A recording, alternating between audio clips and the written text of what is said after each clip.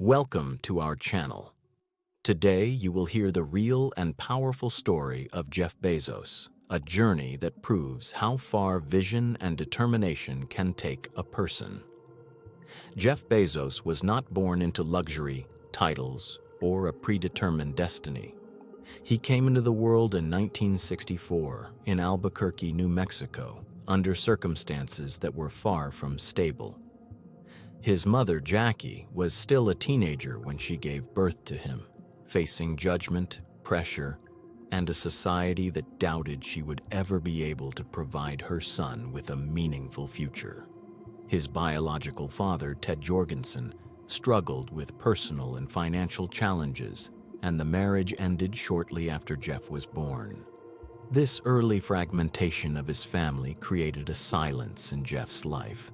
A silence he would rarely speak about publicly. It was the first shadow in a future filled with ambition, reinvention, and a hunger for building something far larger than life. Everything changed when Jackie met a young Cuban refugee named Miguel Bezos, known to all as Mike. He had fled Cuba alone at 16, leaving behind his entire world with only a few clothes and no money. Mike was taken in by a Catholic mission, worked hard, studied, and built his future from nothing. His story would become an invisible blueprint for Jeff himself. When Mike adopted Jeff and gave him his last name, it marked the beginning of a new family and a new identity. Jeff grew up knowing that success was not something inherited. It was something carved out through resilience. As a child, Jeff showed an unusual intensity and an engineering curiosity that impressed and confused adults around him. When he was still a toddler, he attempted to dismantle his crib with a screwdriver because he believed he no longer needed it. He would build makeshift laboratories in his home, create electrical contraptions, and tinker with gears, wires, and small machines. Yet the place where Jeff's personality crystallized was his grandparents' ranch in Cotulla, Texas. There he spent long, scorching summers working with his grandfather, Lawrence Preston Geese, a man who had been deeply involved in advanced government projects related to energy and space. Geese taught Jeff that every problem could be solved with calm persistence, methodical experimentation, and a refusal to surrender to frustration. These summers shaped Jeff's belief that challenges were puzzles to be decoded. While other children were playing games or riding bicycles, Jeff was repairing windmills, castrating cattle, and fixing machinery under the blistering Texan sun. It was in those lonely fields, miles away from the nearest store or neighbor, that Jeff learned self-reliance and quiet determination. He would later say that watching his grandfather handle crises without panic taught him the most important lesson of his life. You can figure out almost anything. Jeff excelled academically. At Miami Palmetto Senior High School, he became valedictorian and was voted the most likely to succeed. He was fascinated by space, robotics, nuclear physics, and literature. His high school girlfriend once said that Jeff spoke constantly about colonizing space, even when he was a teenager. His ambition was not born at Amazon. It was alive long before. He entered Princeton University intending to study physics. However, he soon realized that the brightest students in physics had a level of natural intuition he admired, but did not feel he possessed. Instead of forcing himself down the wrong path, he made a strategic pivot, switching to electrical engineering and computer science. He thrived, becoming one of the best in his cohort, graduating with honors, and receiving multiple prestigious job offers. Jeff's early professional life was not glamorous, but it was revealing. At Fittel, he worked on building a network for international trade. At Bankers Trust, he became a vice president. But the most defining period came when he joined D.E. Shaw, one of the most intellectually intense hedge funds on earth.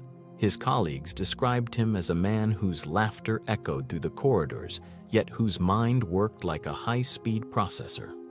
He absorbed information at an unnatural pace and questioned everything with surgical precision. Then, in 1994, Jeff stumbled upon a statistic that ignited everything. The internet was growing at more than 2,000% per year. The number was so extreme that it felt almost supernatural. Jeff later said it changed him at a cellular level. He saw a future where millions of people would live online, where commerce would leave physical stores behind, where the entire structure of business would be reinvented. Yet the world around him did not see what he saw. To most executives, the internet was a curiosity, a toy for academics, or a short-lived trend. Jeff made a decision that defied logic. He walked away from his secure, high-paying career. His boss at D.E. Shaw, David Shaw himself, tried to convince him to stay, telling him that building an online bookstore was a good idea, but a better idea for someone who did not already have a great job. Bezos thanked him but ignored the advice. During a long road trip from New York to Seattle, Jeff typed the first version of his business plan in the passenger seat, while Mackenzie, his wife, drove. They stopped at gas stations, cheap motels, and diners, while Jeff refined his idea. He listed 20 categories of products that could succeed online. Books topped the list. They were simple to store, simple to ship, and existed in millions of variations, far beyond what any physical bookstore could hold. The garage in Bellevue, Washington, where Amazon was born, was cold, cluttered, and unimpressive. The desks were built from wooden doors purchased at a hardware store because they were cheaper than buying real furniture. The floor was concrete, the lighting was harsh. The startup burned through hours, energy, and sleep. Jeff held meetings standing up because it made discussions faster. He insisted that employees park their cars in reverse so they could escape the building quickly in case of fire. It was a strange blend of paranoia and inspiration, but it worked. In July 1995, Amazon went live. Jeff had predicted it might take a month to receive the first order. Instead, orders flooded in almost immediately. Customers loved the idea of buying books online, something revolutionary at the time. Amazon's earliest employees packed boxes on their hands and knees on the warehouse floor until Jeff demanded they build packing tables to save their backs. Every problem was solved with speed and improvisation. The media laughed at Jeff. Analysts called Amazon a passing fad. Competitors dismissed his ideas as unrealistic. Traditional bookstores claimed that customers would never give up the experience of browsing shelves. But slowly, silently, relentlessly, Amazon grew. Jeff possessed a business philosophy that many feared. He did not care about short-term profits. He was willing to lose money for years. He ignored criticism. He reinvested everything. When asked why Amazon was not profitable, he replied that profitability was not the goal yet. Growth was. He believed in customer obsession, not customer satisfaction. Obsession. He wanted Amazon to anticipate needs, eliminate friction, and become indispensable. That vision led to innovations such as one-click ordering, personalized recommendations, Prime membership, and Amazon's vast logistics network. But the most mysterious turning point in Amazon's rise was the creation of Amazon Web Services. At first, many people inside the company did not understand the idea. Why would a retailer need to provide computing power to other businesses? But Jeff saw something hidden. He recognized that modern companies were drowning in technological complexity. They needed scalable, reliable digital infrastructure. Amazon had already solved these problems internally. So in 2006, AWS was launched quietly. It later became the beating heart of the digital world. Netflix relied on it, NASA relied on it, startups relied on it. Thousands of corporations built their software on AWS servers. What began as an internal tool became a global industrial revolution. It generated billions in profit and funded Amazon's expansion into every corner of the economy. Jeff's ambitions did not end there. In 2000, long before space exploration became a trend among billionaires, he founded Blue Origin, a private aerospace company focused on reusable rockets. The public knew little about it for nearly a decade. Blue Origin operated in silence, developing engines, testing prototypes, and hiring top engineers. Jeff's dream was not merely to visit space. He wanted to help build a future where millions of people could live and work beyond Earth.